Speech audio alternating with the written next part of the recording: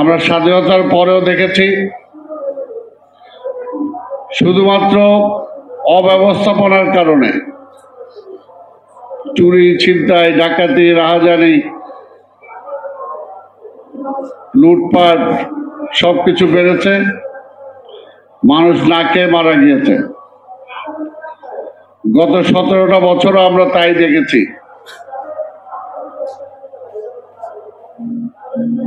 কিন্তু এই সরকারের কাছ থেকে আমরা সেটা আশা করি নাই।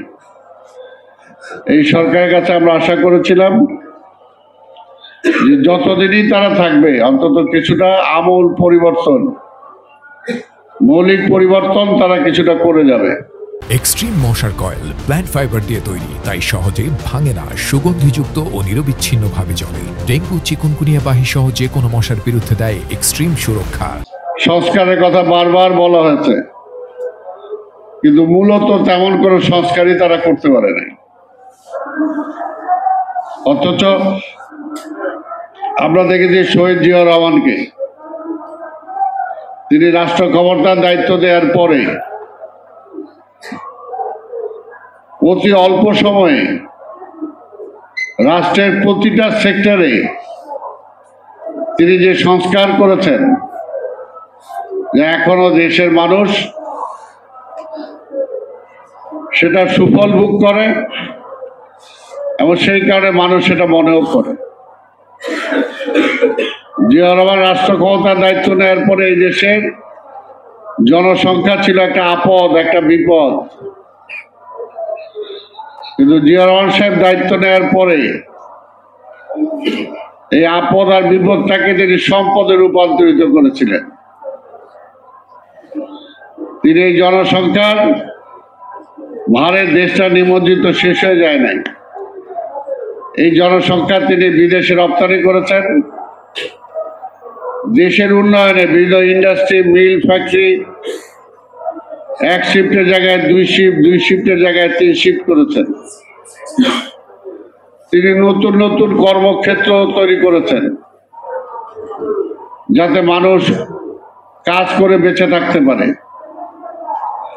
সেটাই হলো পরিকল্পনা, সেটা হলো ব্যবস্থাপনা।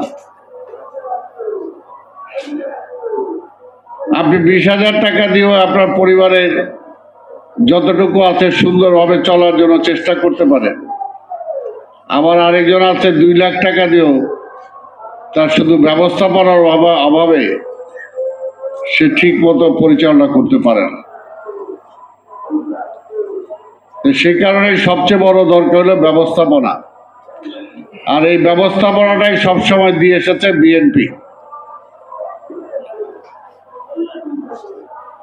বিএনপি সবসময় ব্যবস্থাপনার দিক দিয়ে 1 নাম্বার 1। কিভাবে ভালো কাজটা করা যাবে, কিভাবে ভালো মানুষকে ভালো জায়গায়, এক্সপার্ট লোককে কিভাবে তার জায়গায় বসানো যাবে। কিন্তু আমরা দেখেছি আওয়ামী লীগ শুধু এক্সপার্টের কোনো মূল্য নাই, তার দলের আনুগত্য আছে কিনা সেটাই হলো সবচেয়ে বড় মূল্যবান। 5ই আগস্টের পরে আজকের এই ব্যুরোক্রেসিতে আমরা চেয়েছিলাম একটা পরিবর্তন আসবে, কিন্তু পরিবর্তন যেটা এসেছে সেটা জনগণের সপক্ষে আসে নাই। যারা দীর্ঘ 15-17 বছর চাকরিচ্যুত ছিলেন শুধুমাত্র রাজনৈতিক কারণে, তাদেরকেও যেভাবে কাজে লাগানো উচিত সেভাবে কাজে লাগানো হয় নাই। তারাও নাকি একটা দলের সাথে সম্পৃক্ত এই কারণে।